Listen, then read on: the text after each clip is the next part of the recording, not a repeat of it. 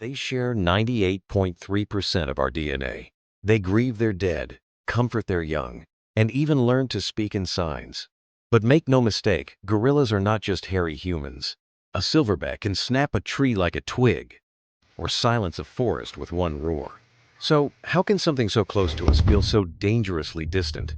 Scientists have long pointed to the staggering genetic overlap between humans and gorillas. But that last 1.7% makes all the difference.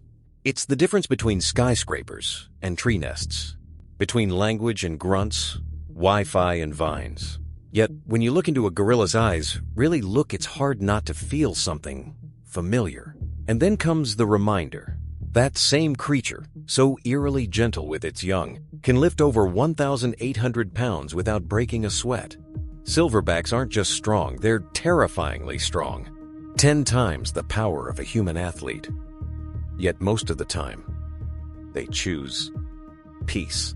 They lead with calm, only turning violent when they must defend, but when they do, there's no stopping them. That's the paradox. Strength without violence. Silence with meaning. Take Koko, the gorilla who learned over 1,000 words in sign language. She joked. She cried. She mourned her kitten's death. Some experts believe gorillas like Koko understood more than we gave them credit for, not just language, but intention, empathy, humor, perhaps even a sense of self. But no matter how human they seem, gorillas remain wild. And that wildness doesn't just disappear in captivity. In zoos around the world, trained handlers have been suddenly charged not out of rage, but instinct. A twitch, a glance, a test of dominance. One moment calm, the next primal. Because no matter how many generations we keep them in glass enclosures, the jungle still beats in their hearts. And when it surfaces, it reminds us, we can't domesticate the wild.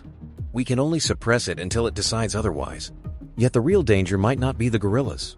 Across Africa, their habitats shrink day by day. Forests are burned, families are poached. Baby gorillas are trafficked for illegal pet trades. And all of it by the hands of humans, the very species that shares their DNA. In this story, we're not the victims of the wild, we're the invaders. So here's the truth.